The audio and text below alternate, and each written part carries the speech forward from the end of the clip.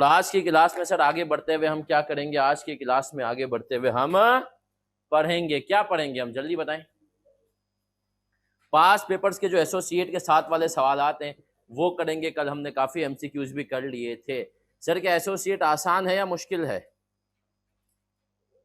आसान है क्या एसोसिएट या मुश्किल है? आसान है ना सर? हमने कहा एसोसिएट तो बहुत ज्यादा ही आसान है। तो सर अगर एसोसिएट आसान है तो अब आए देखते हैं कि उसके सवालात आपको कितने आसान लगते हैं।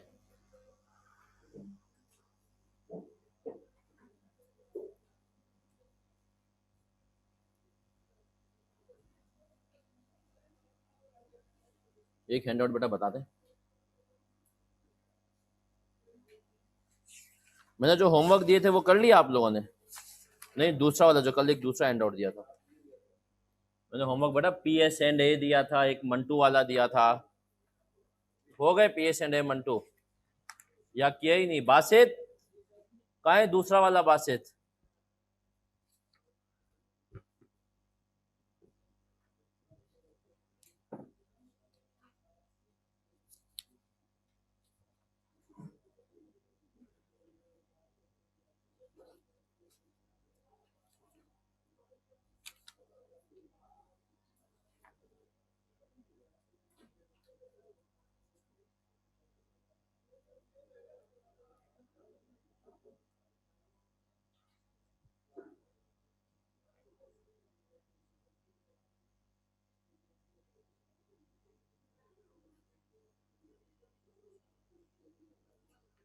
चले सर अब हम एक सवाल पे आएंगे। सवाल है इस ऑटम 2020 के अटेम्प्ट का, सॉरी स्प्रिंग 2020।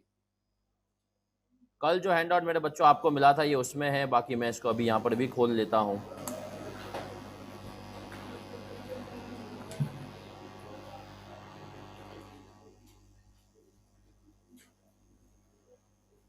तैयार हैं आप लोग? पिस्ताचू नाम का कोई सवाल नजर आ रहा है?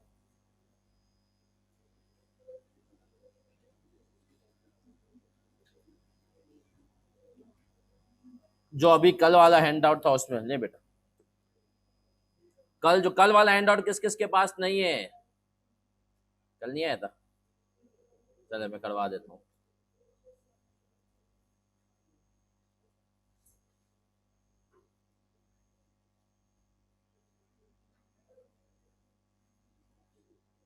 Following are the statements of financial position of Pistacho Limited, Mint Limited and Jalapeno Limited as on 31 December 2019, page number 7 पे है। पास पेपर का सवाल है। Details of PL's investments R S follows. आए आए आए। डेट ऑफ इन्वेस्टमेंट, इन्वेस्टमेंट की date क्या है? 1 जनवरी 19 और 1 अप्रैल 19। होल्डिंग परसेंटेज कितनी थी?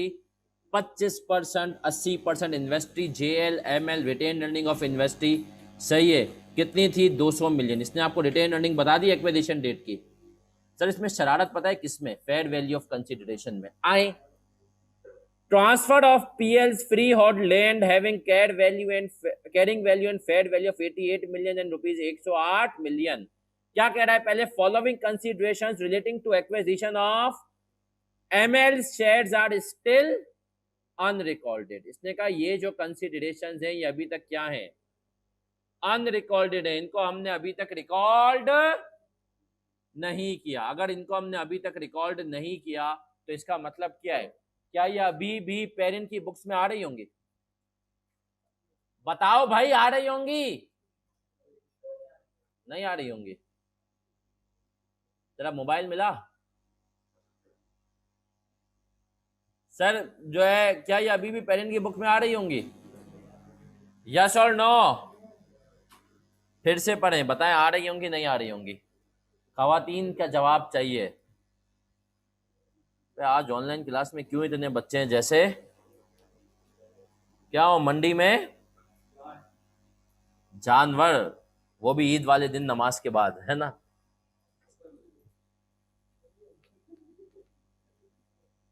सर सर सर सर बताएं भाई क्या सीन है? सर इतने कम बच्चे क्यों हैं, मुझे तो समझ में नहीं आ रहा है, ये बच्चे कहाँ हैं फिर। आपको पता है FAL 2 में कुल मिला के माशाल्लाह 210 के करीब बच्चे, और आप देखें क्लासें कितनी लेते हैं, मतलब बाकी बच्चे कहाँ हैं यार ये। मतलब फिर रिकॉर्डेड डाल दें हम अगली दफा से सारे। हाँ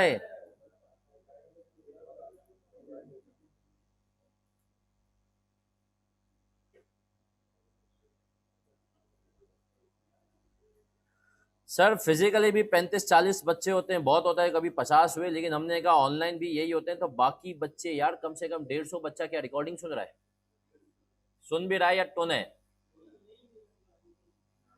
हाय क्या होगा, चले सर आ जाए, और मुझे डर है कि वो ये रिकॉर्डिंग 1 महीने बाद नहीं सुन रहा हो। आए आए आए आए सर आए आए। अब इधर देख ले मेरा बच्चा, इधर देख ले, इधर प्यारे प्यारे बच्चों इधर। हमने कहा कि सर हो क्या रहा है, हो ये रहा है। इसने कहा हम भाई सब्सिडी खरीदने गए, सब्सिडी के पुराने शेयर होल्डर आए, उनको हमने कहा देखो पैसे तो नहीं है, उन्होंने कहा शेयर्स दो, हमने कहा वो भी नहीं है। तो उन्होंने कहा फिर हमने कहा एक काम ये करो, हमारी ज़मीन है ये ले लो, हमारी ज़मीन है ये तुम ले लो।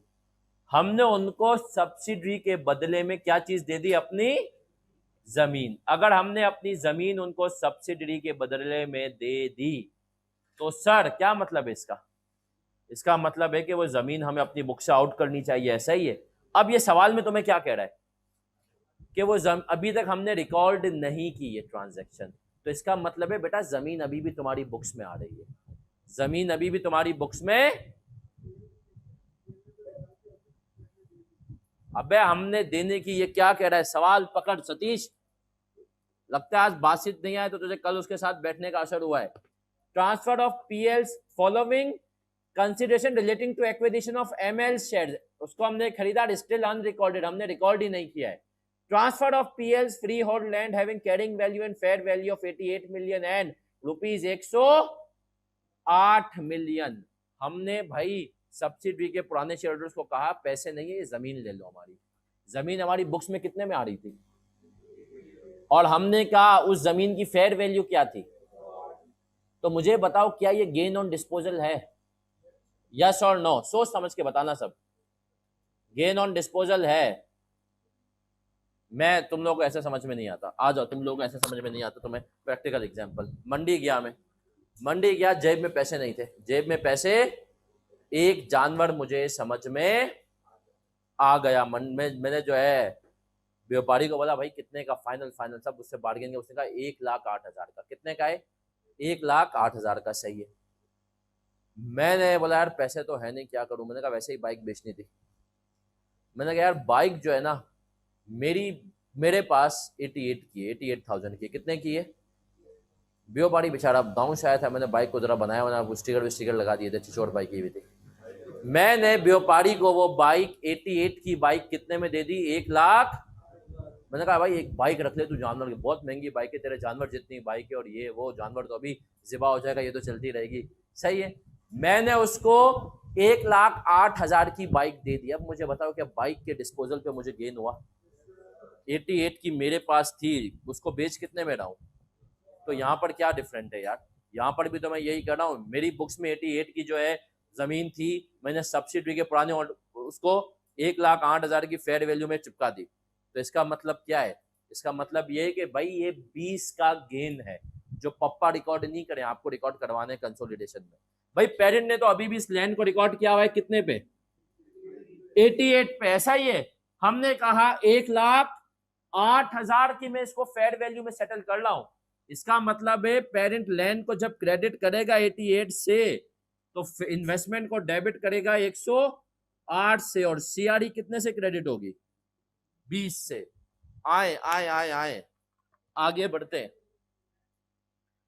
अगली चीज क्या कह रहा है, cash rupees 1,15 million would be paid in Feb 2020 में, 2019 में खड़ा हुआ था। इफ एमएल्स नेट एसेट्स क्या हुए, if ML's net profit for the year 2019 would increase by 20% as compared to last year. Fair value of this consideration on acquisition date was ₹70 million. मैंने कहा 1 अप्रैल में उनको मैं कह रहा हूं कि अगर तुम्हारा प्रॉफिट बढ़ गया ना बेटा तो मैं तुम्हें 20% से ज्यादा तो तुम्हें कैश दूंगा। कितना इजाफी कैश दूंगा? 115 मिलियन। सर ये कौन सी कंसिडरेशन की बात हो रही है?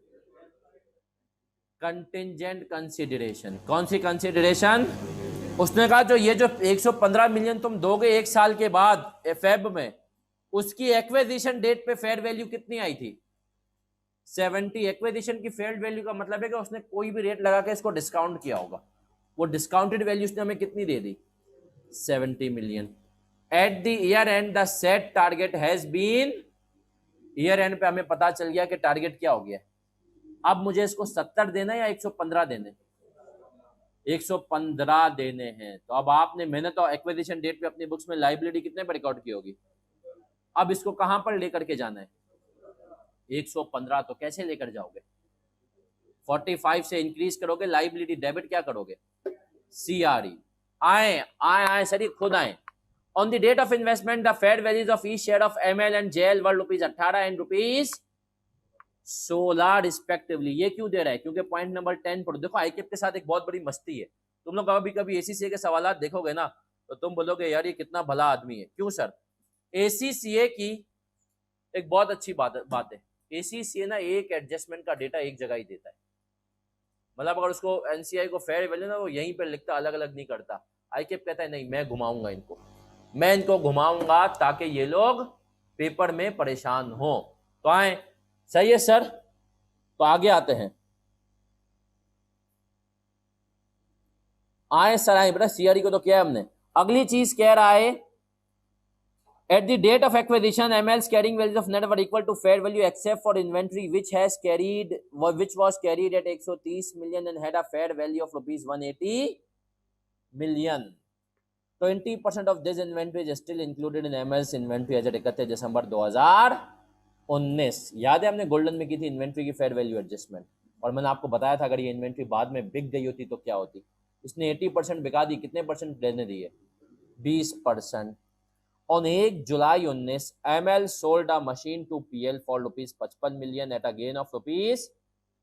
Remaining useful life of the machine at the time of disposal was कितनी थी? 5 साल। ये तो इजी आप कर लेंगे।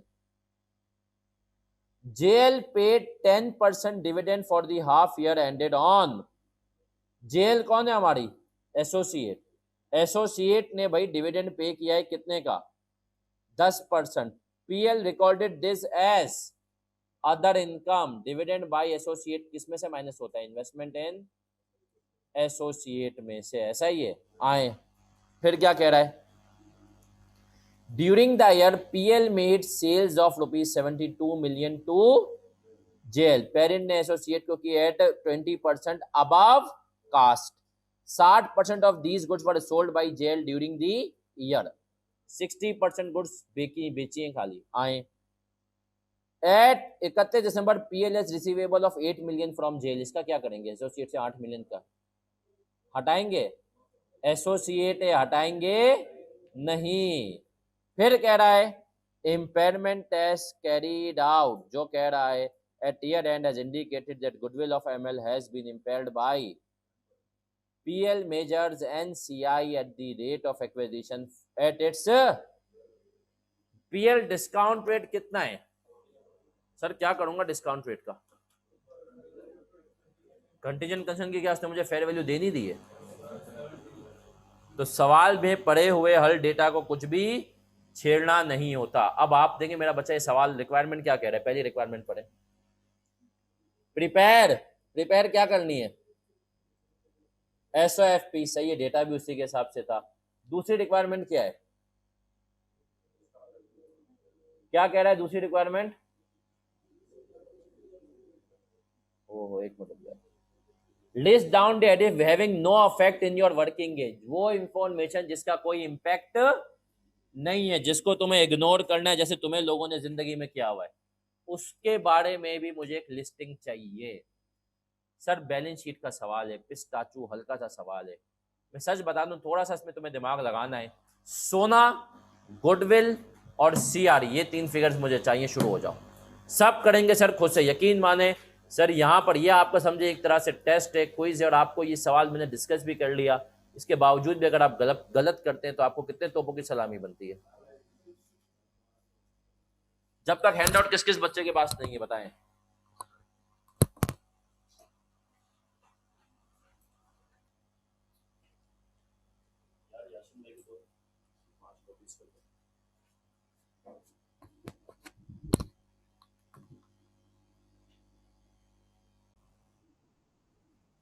जी मेरा बच्चा, ये सवाल आपके सामने हुआ है सॉल्व, अभी हमने इसको बिल्कुल भी समझा नहीं है।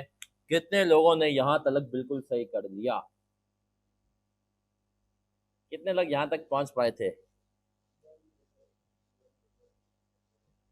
बेटा सवाल में अगर प्रॉफिट दिया होगा तो शेयर ऑफ प्रॉफिट, नहीं दिया तो रिटेन अर्निंग लेंगे। हसन, हाँ जी। कितने लोगों की गुडविल सही आई खुद से? चलें सर, अब आए सवाल को आहिस्ते आहिस्ते करके समझते हैं। जो लोग कर रहे हैं अब वो करते रहेंगे साथ साथ। सर सवाल हमने पढ़ा और हमने कहा सर ये सवाल था स्प्रिंग 20 अटेम्प्ट का आईकेप का सवाल था, और कोई खास मुश्किल नहीं था। ये आपने खुद भी देखा है। सही है सर, क्या मुश्किल सवाल था ये? डूएबल था ना सर काफी। हमने कहा सर आए आए आए आए सोना, हमने कहा पास है होना तो बनानी है सोना। तो जब हम सोना बनाए तो हमने कहा शेयर कैपिटल आ रहा है 700 का, शेयर प्रीमियम 100 का, रिटेन अर्निंग एक्विजिशन डेट की गिवन है, रिपोर्टिंग डेट की भी आपके सामने मौजूद है। सही है सर। फिर हमने कहा सर ये फेयर वैल्यू एडजस्टमेंट जरा समझाएं। 50 और 10 40 का डिफरेंस आ रहा है। कितने लोगों को ये समझ में आ गया? 50 10 40 हुआ क्या? आप सुनिएगा सर। हुआ ये मेरा बच्चा कि ये जो सब्सिडरी है, ये जो हमने कहा एक इन्वेंट्री है भैया, जो कि सपोज क्या लाल 180 की हमारे हिसाब से फेयर वैल्यू थी। पेरेंट ने कंसोलिडेटेड बुक्स में 180 का माना।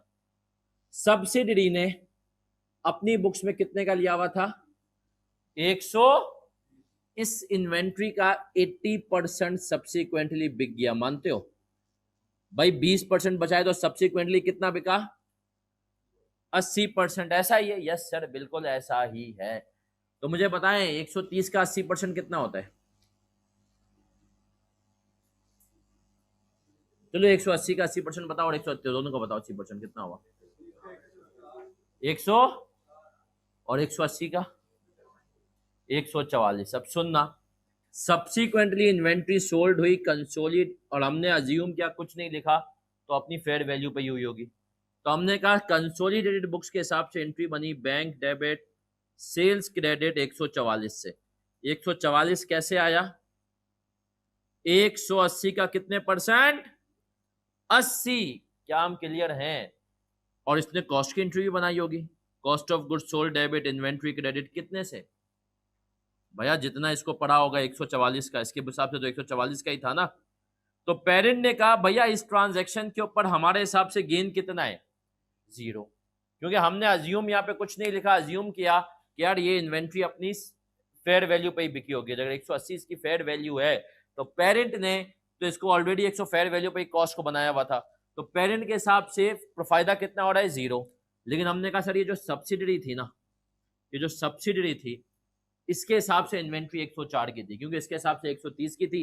130 का अगर आप 80% लेंगे तो कितना बन रहा है? 104। इसने एंट्री बनाई होगी बैंक डेबिट सेल्स क्रेडिट। बिकी तो सर ये अपनी फेयर वैल्यू पे थी 144। बाद में इसने एंट्री बनाई cost of goods sold debit inventory कितने से? अब इसने ये बेसिकली 40 का गेन रिकॉर्ड कर लिया। क्या रिकॉर्ड करना चाहिए? नहीं। हमने कहा भैया हमने तो इन्वेंट्री की वैल्यू बढ़ा करके उसका इंपैक्ट ले लिया अपने पास गुडविल में। वही बात गैलेक्सी वाला, तुम अगर सब्सिक्वेंटली इसके ऊपर बेच रहे हो और गेन रिकॉर्ड कर रहे हो तो तुम्हारे हिसाब से गेन है, हमारे हिसाब से कंसोलिडेशन के हिसाब से तो इस ट्रांजेक्शन में गेन कितना होना है? 0। तो हमने ये जो 40 रिवर्स करवाया है ये इसका ये वाला गेन रिवर्स करवाया है। क्या हम क्लियर हैं? सही है सर। तो ये जो 40 का रिवर्सल है ये कौन सा वाला गेन है? जो सब्सिडरी ने अपनी बुक्स में रिकॉर्ड किया है। ये कॉलम बचा मैं मिटाते जाऊंगा चीजें समझाने के लिए। सही है सर। फिर आगे आए कैरिंग अमाउंट आफ्टर सेल्स और carrying amount of asset never 55 million की 1 जुलाई को गुड्स बेचे, ओ पीपी बेचा 10 मिलियन का, उसने हमें बता दिया गेन कमाया, तो मतलब कैरिंग अमाउंट बुक्स में 45 की थी, बेचा कितने में 55। हमने कहा कैरिंग अमाउंट आफ्टर सेल्स और इफ नेवर सोल्ड 49.5 40.59। कितने लोग हैं जिनको ये भी समझ में नहीं आया? आ गया? चलें सर ये क्या इजी है? नहीं भी है तो सर पूछ सकते हैं आप, कभी कभी दिमाग नहीं चलता है ना सर, तो क्या ये आसान है क्या? चले सर यहां तक आप क्लियर हैं? तो हमने कहा सर ये हो गया यूआरपी पीपी, लिख लें यहाँ पे, ये हो गई सोना और हमें है पास होना इंशाल्लाह। ये सोना हमने बनाई और खत्म, ये तो सब्सिडी का केस तो खत्म। अब इधर आते हैं, कॉपी नहीं, देखो ये कॉपी नहीं करना अभी जब तक मैं ना कहूं, मतलब एक मिनट रुक जाओ। Fair value of investment cash. अब बच्चा जो है ना उसने कहा ना कि ये चीजें अनरिकॉर्डेड है, तो हमारा बच्चा इंतहाई मासूम है। कौन है? अच्छे अल्फाजों में मासूम है। तो हमारे बच्चे ने सवाल में देखा ही नहीं, अभी 900 का कैश उसने रिकॉर्ड किया हुआ है, ये कह रहा है कि ये अनरिकॉर्डेड है। ये दो क्या है? अनरिकॉर्डेड है। कैश कितने का रिकॉर्ड हुआ है?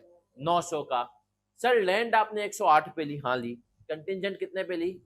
70 पे ली। सही है सर, क्योंकि फेयर वैल्यू गिवन थी। तो हमने कहा हमारे हिस्से का कितना हुआ? 10। एनसीआई 700 मिलियन का शेयर कैपिटल, पर शेयर 10 रुपए का, 70 इंटू 20% इंटू 18, 252 1330 ये आ गई। Fair value of net assets 1210, goodwill 120, impairment 12 108। अब मुझे बनानी है एंट्रीज। क्या आपने ये बना ली तो मिटाऊं? ये कॉलम मिटा दूं? चलें सर आ जाए। बाकी भी चीते हो तुम लोग सर, ये एंट्रीज तो खुद बना लोगे। अब एंट्रीज देखो समझने के साथ साथ लिखते भी जाओ, बाकी चीजें करते रहना कॉपी। मेरा बच्चा इधर, अब इधर इधर इधर इधर इधर, हमने कहा अब इधर देख लो सर, सब्सिडरी ने लैंड वाली चीज और कंटिजेंट वाली चीज अब तक रिकॉर्ड, कौन रिकॉर्ड कराएगा? तुम। सही है सर, तो मैं ये वाली जो एडजस्टमेंट है, ये एडजस्टमेंट नंबर 1 है 2 है? 2 है ना? हमने कहा कंसोलिडेटेड बुक्स की मैं आपको एंट्रीज बना करके बता रहा हूं, मेरा बच्चा सबकी तवज्जो इधर इसकी। हमने कहा सबसे पहले तो सब्सिडी तुम्हारी बुक्स में इन्वेस्टमेंट 900 की रिकॉर्डेड है, हमें उसको बढ़ाना चाहिए। बढ़ाकर हमें यहां पर लाना है 1078 पे, तो हम इन्वेस्टमेंट को बढ़ाएंगे 178 से। और इस 178 का ब्रेकअप क्या है? हमने कहा हमारी बुक्स में लैंड कितने की जा रही है? 88 की आ रही है। कितने की आ रही है? लेकिन हम सब्सिडी के पुराने मालकान को कितने पे पहनाएंगे? तो बाकी 20 का गेन कहां जाएगा? सीआरई में हमने गेन रिकॉर्ड कर लिया कितने का? 20। कितने का रिकॉर्ड किया? 20। तो लैंड आ गई 108। सही है, मानते हो? तो हमने कहा सर इसके बाद कंसिडरेशन पेबल, कंटिजेंट कंसिडरेशन कितनी? 70। पहले हमने ये एंट्री बना ली किसकी बुक्स में? पेरेंट। किसकी बुक्स में? मतलब पेरेंट के ब्याह पे कंसोलिडेटेड बुक्स में। अब हमने कहा इन्वेस्टमेंट को क्या करना है? एलिमिनेट कर देना है। क्या कर देना है? एलिमिनेट करना है। तो अब हम बनाएंगे गुडविल की एंट्री। किसकी एंट्री? हमने कहा नेट एसेट्स कितने से डेबिट कर लाऊं भाई मैं? जल्दी बता दो। 1210। गुडविल कितनी आ रही है मेरी? 108। इन्वेस्टमेंट कितने से क्रेडिट हो रही है? 178 नहीं, 900 प्लस 178, 1078 इन्वेस्टमेंट जो मेरी बुक्स में आ रही है। एनसीआई कितनी आई? फेयर वैल्यू एक्विजिशन डेट पे 252। मानते हो? अभी भी कॉपी? अभी सर मैंने कहा ईयर एंड पे आया, ये तो मैंने बना दी 1 अप्रैल को। ये सारी कारस्तानी 1 अप्रैल के ब्याह पे मुझे करनी थी। अब मैं आया 31 दिसंबर को, ऐसा ही है सर। 70 मिलियन की मैंने कंटिजेंट कंसिडरेशन रिकॉर्ड की थी, और मैंने कहा था, मैंने आपको बताया था एमसीक्यू में, अगर कंटिजेंट कंसिडरेशन हो तो हम हमेशा क्या अज्यूम करते हैं? पे हो जाएगी। अल्टीमेटली तो एक्विजिशन डेट पे ले लेते हैं, फेयर वैल्यू पे। सब्सिक्वेंटली हमने कहा, उसने कहा उसकी फेयर वैल्यू कितनी हो गई है? 100। अगर पे करेंगे तो कितने पे पे करेंगे? 100। 15 पे। तो अगर टारगेट अचीव हो गया तो हमने कहा 31 दिसंबर को हमें पता है कि टारगेट क्या हो गया, अचीव हो गया है। तो टारगेट अगर अचीव हुआ है तो मेरा बच्चा मैं क्या करूंगा, क्या करूंगा, मैंने कहा मैं एंट्री बनाऊंगा क्या, सीआरई डेबिट पेएबल क्रेडिट, कितने से 45, 100 माइनस 70। क्या हम यहां तक क्लियर हैं? इंपेयरमेंट की गुडविल की एंट्री भी यहीं पे बना दें। सर गुडविल 108 से आ रही है, 120 से आ रही थी, शर्म आ रही है तुम लोगों को? सर गुडविल 120, अब हम इसकी इंपेयरमेंट करेंगे, एनसीआई डेबिट, सीआरई डेबिट और गुडविल कितने से 12। इसका हिस्सा कितना है एनसीआई का 2 पॉइंट, इसका कितना है। तो सर देख रहे हैं ये सारी चीजें हमने साथ साथ पार्क भी की हुई है। सही है सर, ये एंट्रीज हमने बना ली। अब हमने कहा सर कौन सी एंट्री रहती है, एसोसिएट वाली, है ना सर? कॉपी करें जल्दी से, एंट्री बनाऊं, बढ़ जाऊं आगे, कर रहा है कॉपी कर रहा है, चल कॉपी कर जी मेरा बच्चा, बढ़ जाऊं सर। तो ये देखें गुडविल हमारी आ गई 108, एनसीआई में सर ने ईमान बनाया हुआ है, कितनी चीजें आती हैं, तीन चीजें आ गई, fair value, post acquisition, impairment आ गई। इन्वेस्टमेंट इन एसोसिएट कॉस्ट पे आई, पोस्ट एक्विजिशन शेयर लिया है।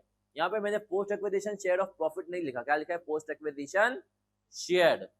क्यों सर, इसमें से ऑलरेडी डिविडेंड माइनस, कैसे पता, सवाल आया था, हमने कहा अगर हम प्रॉफिट को हमें सवाल में देते ना कि एसोसिएट इतना प्रॉफिट कमाया, तो उस प्रॉफिट की फिगर जब हम लेते हैं तो क्योंकि डिविडेंड पीएनएल का आइटम नहीं तो प्रॉफिट से माइनस क्यों हुआ होता, डिविडेंड क्या होता है, डायरेक्ट रिटेन अर्निंग से माइनस होता है। तो इसलिए हमें यहाँ पर अगर रिटेन अर्निंग दी हुई है और इसने कहा हुआ है कि डिविडेंड रिकॉर्डेड है, तो हमने कहा इसका मतलब है डिविडेंड ऑलरेडी माइनस हुआ हुआ है। लर्निंग आउटकम जो पिछले सवाल वाला था वो काम आया, 340 माइनस 200, 25%। यूआरपी, पेरेंट ने स्टॉक बेचा था, 72 मिलियन के गुड्स थे, 40% बचा हुआ था, 60% बेच दिया। एग्जामिनर महाशय हमें कहते हैं इतना टुनारी बच्चा है, इतने टुनारी बच्चे जब पेपर में बैठते हैं, मैं कहता हूँ 60% सोल्ड है और ये 60% पे यूआरपी निकाल के आता है। तो ये हो जाता है, पेपर में गलतियां हो जाती है, लेकिन थोड़ा सा एक्टिव, सही है, जाने से पहले कॉफी शॉफी चाय वाय पिया करें।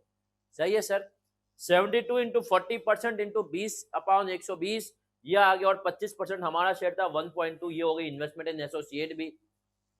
सीआरई में पेरेंट की retain earning, post acquisition share, impairment, gain on land, contingent consideration, JL और यूआरपी इन स्टॉक। इसकी एंट्री क्या बनेगी 1.2 की, बताओ क्या एंट्री बनेगी? CRE debit, investment credit. तो सर क्या अब हमारा अगर हो चुका है काम सोना से, तो हम सोना को अलाफिस करें, मिटा दें सोना को?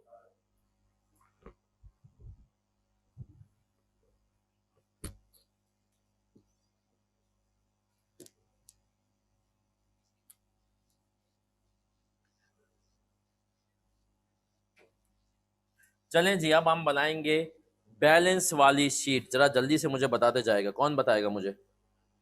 किसी ने बनाई बैलेंस शीट? नहीं हो रही बैलेंस, कोई चीज भूल गया होगा, है ना?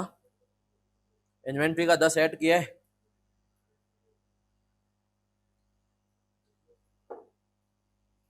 चलें सर हम बनाते हैं consolidated SOFP, assets non current asset, बताओ कितना भैया? पीपी 850, 750 माइनस क्या करूंगा, माइनस क्या करूंगा 88, और प्लस क्या करूंगा, प्लस क्या करूंगा 108 प्लस करूंगा, माइनस करूंगा 9, जो इंट्रा ग्रुप पीपी वाले। और क्या करेंगे भाई, लैंड को तो हमने बाहर निकाला ना, 88 से खत्म, फिर वापस क्या आया है, कुछ भी तो नहीं आया है, लैंड को निकाल के इन्वेस्टमेंट का हिस्सा बना दिया।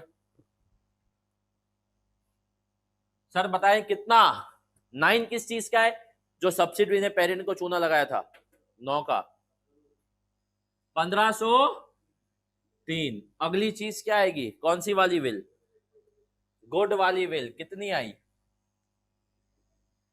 आंकड़ो 108 ने पछी इन्वेस्टमेंट इन एसोसिएट भाई कितनी है? 203.8। ये तो हो गए नॉन वाले करंट एसेट। अब आगे बताओ। हमने कहा सर इन्वेंट्री पे आए कितने भाई, इन्वेंट्री जरा मुझे बताओ कितनी है सवाल के लिहाज से? 300 प्लस प्लस कुछ और करूंगा 10। ये ओरिजिनल किसका था?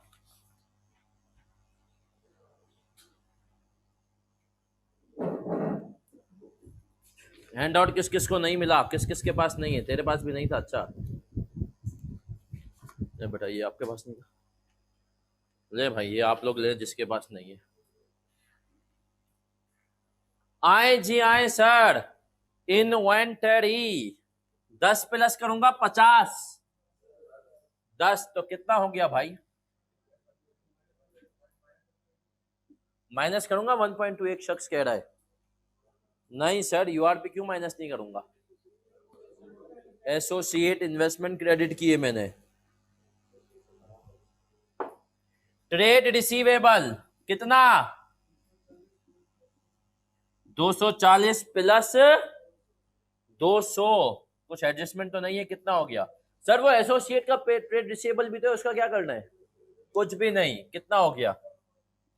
और हमने कहा सूद एंड बैंक और कैश एंड बैंक कितना हुआ? कितना हुआ टोटल? कितना हुआ? कभी कभी बेटा पेपर में तो तुम्हें नॉन करंट का टोटल अलग देना है, करंट का कभी कभी क्लास में भी दे दिया करो, अच्छा लगता है। बेटा टोटल तो बता पहले हमें।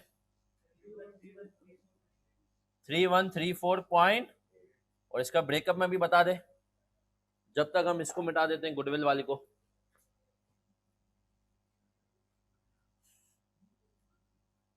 कितने लोगों ने सर ये सवाल, कितने लोगों को लगता है कि बच्चों ने पासिंग मार्क्स उठा लिए होंगे आराम से इस सवाल? 18 और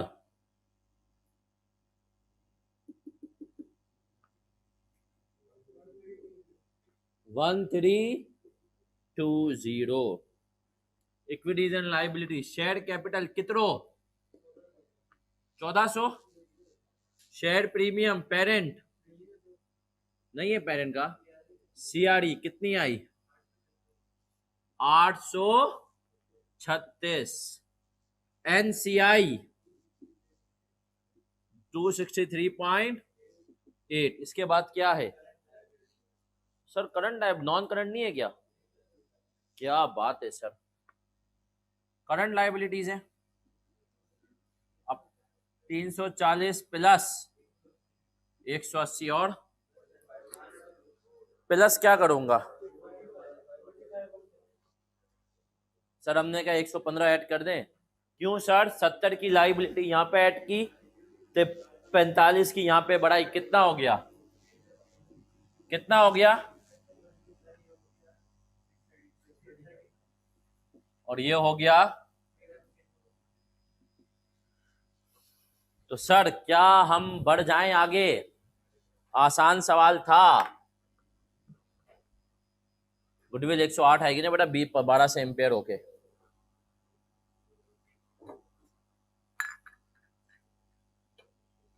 हाय हाय हाय, कोई सवाल किसी का?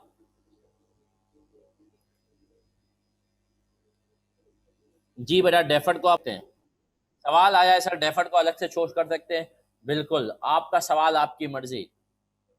लैंड का गेन सीआरई में क्यों गया? गेन में बेटा पीएनएल का सवाल है, पेरेंट का बैलेंस शीट का सवाल था, पीएनएल तो बना नहीं रहे। तो अगर पहले पेरेंट भैया ने, अगर पेरेंट ने रिकॉर्ड नहीं की एक चीज तो हम तो करेंगे ना अपने पास, बिल्कुल करेंगे।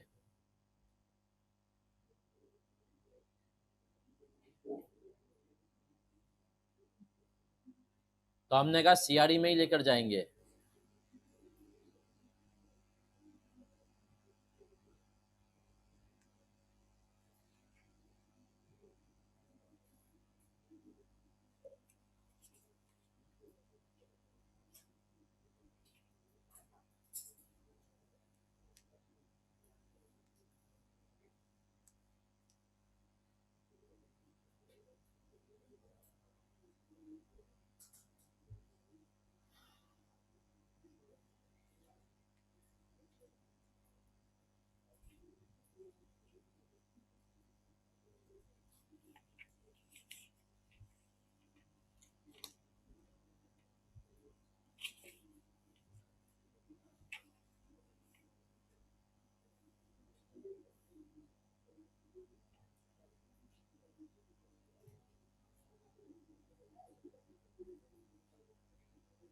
इस सवाल का लर्निंग आउटकम नंबर 1 लिखें।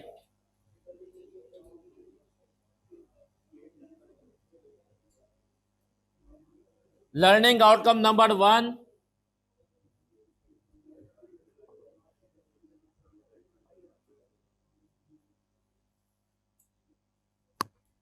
Learning outcome number 1,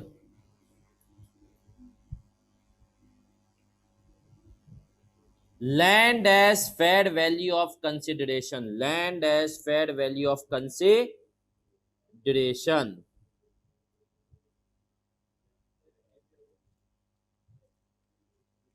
land as fair value of land as fair fair value of consideration, yeah, land as consideration.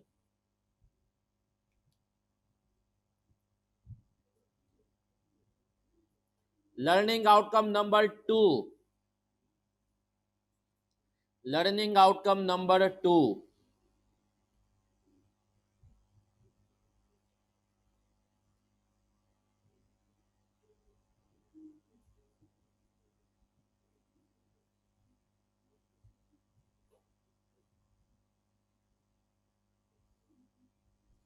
contingent consideration treatment, contingent consideration treatment, contingent consideration treatment. Learning outcome number 3,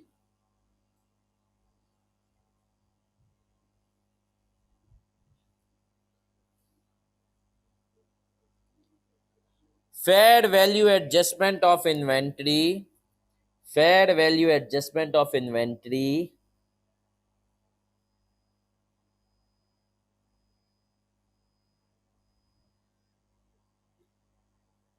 and inventory remain unsold at year end, and inventory remain unsold at year end.